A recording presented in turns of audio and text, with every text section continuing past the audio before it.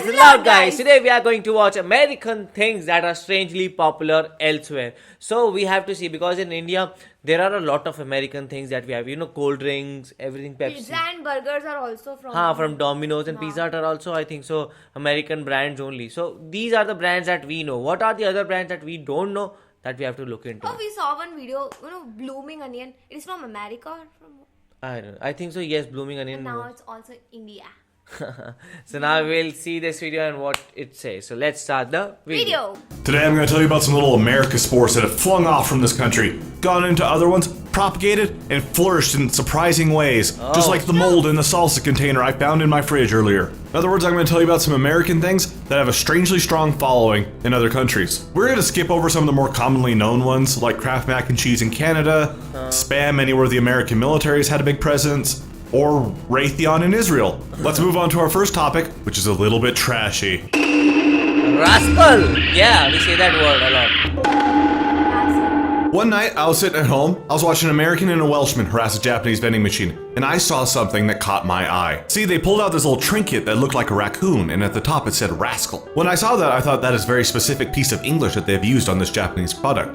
I wonder if this has anything to do with the book I was forced to read in 4th grade. It turns out that it has everything to do with that book. The book I am referencing is Rascal, a memoir of a better era by Sterling North, which came out in 1963 originally. A quick synopsis of this book is it's about the author growing up in Wisconsin in the early 1900s, specifically during World War I, and at some point he finds a baby raccoon and tries to keep it as a pet, which doesn't go well. And you may be sitting there thinking, what does this have to do with Japan? Well, I'm getting to that, calm down. In 1977, this book was turned into an anime, and it did very well and turned Rascal into a beloved character there. It was a somewhat common thing in this time period. Rascal is a character?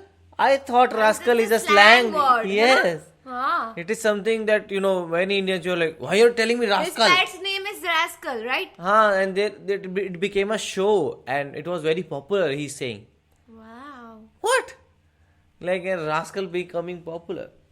Very strange thing. For anime to be made out of Western books. Another Western book with a weird amount of popularity in Japan is Anne of Green Gables, which got an anime a few years after Rascal. We don't actually care about that today though, because Anne of Green Gables is Canadian, and they won't share their Timbits with me.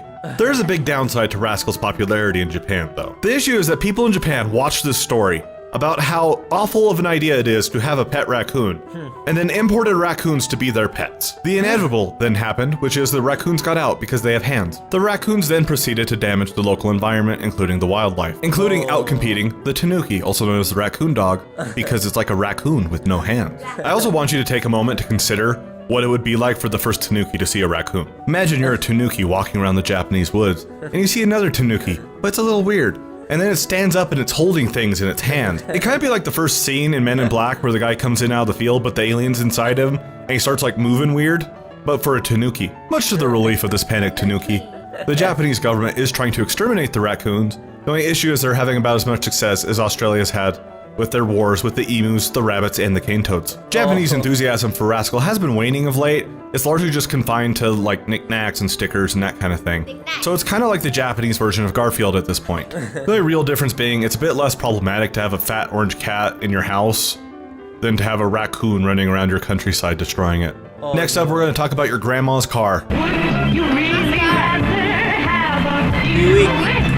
Buick is a car brand that many people are surprised is still alive. It feels like Buick should have shuffled off its mortal coil back in the 2000s with Pontiac, Saturn, Oldsmobile, but it didn't, and let me tell you why. While Buick only sold about 103,000 cars in the US in 2022, it sold 677,000 cars in China. That same year, the entire Ford F-Series of pickups, ranging from the electric Ford Lightning all the way up to the big F650, which is used for like box trucks and stuff, it only sold 653,000 units in the US. Whoa. Not only is China buying up Buicks like hotcakes, they have models we don't get here in the US. See, Buick doesn't even make cars in the US anymore. They just have 3 slightly different crossovers, including one that I've never seen before called the Invista, which kind of looks like they're trying to make a knockoff of the Lamborghini Urus, kind of like Ford used to make the Fusion look like a knockoff of the Aston Martins from the time. But if we go ahead and hop on over to the Chinese site for Buick, we see that they still make sedans, like the LaCrosse and the Regal. They also make minivans, including this one, that's just called the Century, which used to be kind of a shitty car. Wow. But over there, it's the swaggiest ass minivan I've ever seen.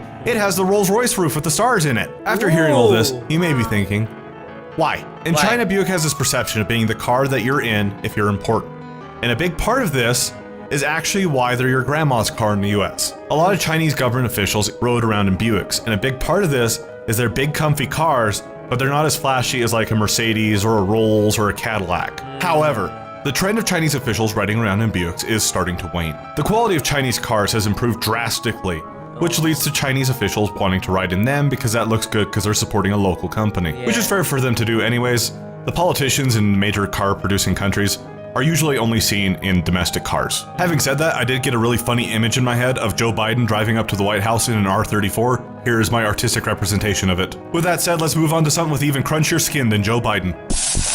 KFC! It's very big You're in probably India. sitting there thinking that I'm going to tell you about KFC in Japan and about how they buy it on Christmas and everything.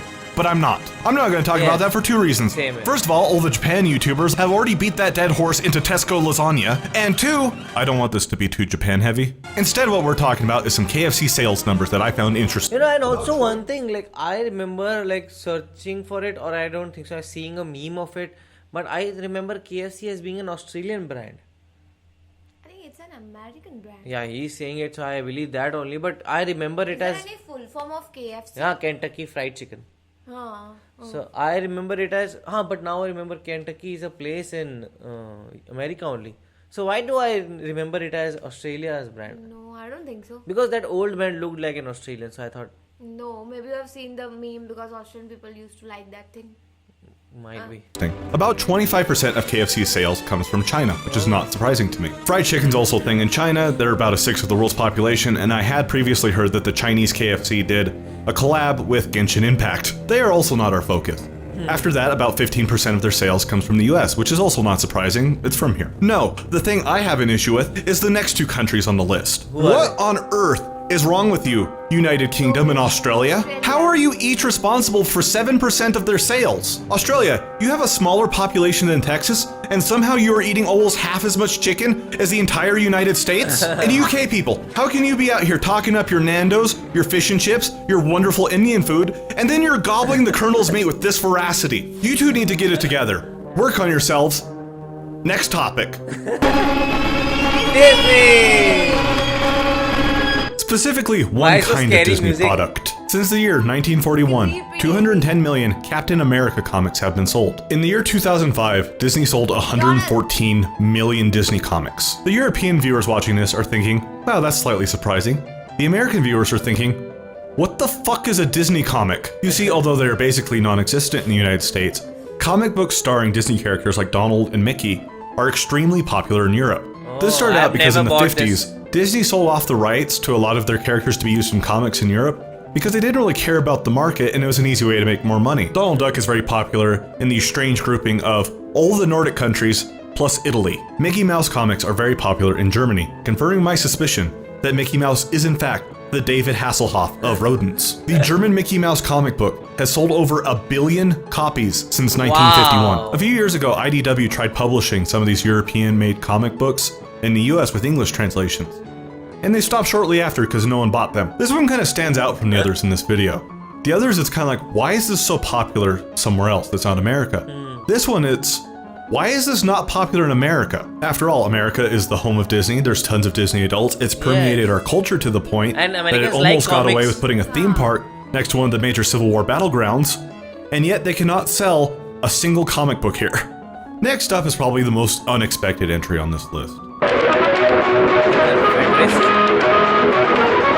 I told you it's unexpected. You see, there are communities made up of the descendants of Confederate sympathizers in Brazil. During the Reconstruction period after the Civil War, there were a lot of disgruntled Southerners. And a lot of those disgruntled Southerners knew how to run cash crop plantations. Emperor Pedro II of Brazil saw this as an opportunity and said, come to Brazil, I'll give you some cheap land to farm on. It also helped that Brazil still had legal slavery. About 20,000 Southerners immigrated, and most of them settled in the state of Sao Paulo. A lot of them focused around the modern-day cities of Santa Barbara de Oeste and Americana. Santa Barbara de Oeste is actually believed to have the first Protestant cemetery and church built in Brazil because of these immigrants. In 1972, the governor of Georgia, Jimmy Carter, and his wife Rosalind Carter Smile, visited Jimmy. Santa Barbara de Oeste. They visited the cemetery on this trip because Rosalind Carter went and laid flowers at her great-uncle's grave, who was one of the original Confederados. I want to be clear here, It's not like if you go to the state of Sao Paulo and take a wrong turn, you end up in the Candyland plantation from Django Unchained. The descendants of the Confederados have largely assimilated into Brazilian culture. They just have some of the traditions that they've kept alive. For instance, some southern crops are grown in the area, like pecans and watermelons. Some people make southern food down there, like southern style fried chicken, or even chess pie. For those of you who do not know what chess pie is,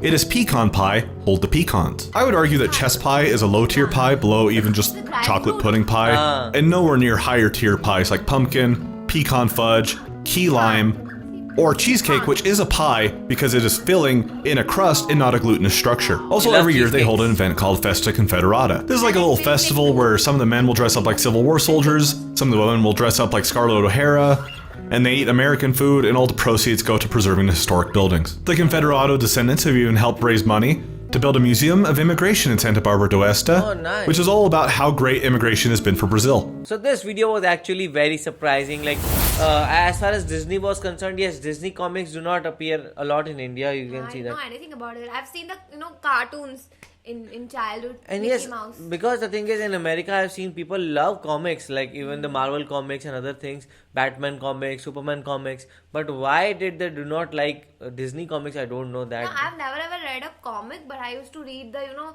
that cartoon stories sort of behind the newspaper on every Saturday. No, I have read comics, but yes, I have also read Indian comics. So those are very popular. Indian comics, like short stories, very short stories. I don't remember Chacha Chaudhary. If you want to see one comic, that was one of my favorite ones. So it was about one person who was very small.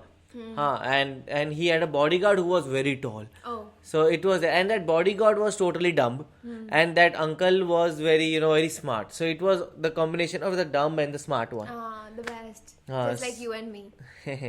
So that Chacha Chaudhary and how they used to live their life and how they used to like see things, and there was also a TV show about it because that was that's how popular it was in India in my childhood. I don't know you have seen it or not. No, I have not seen because I was 7 years difference. Not even born at that time, definitely. Oh, fuck off. Come on. I'm not that too 7 old. years older than me. Yes, I'm 7 years old, but it is not like you were not even born that time.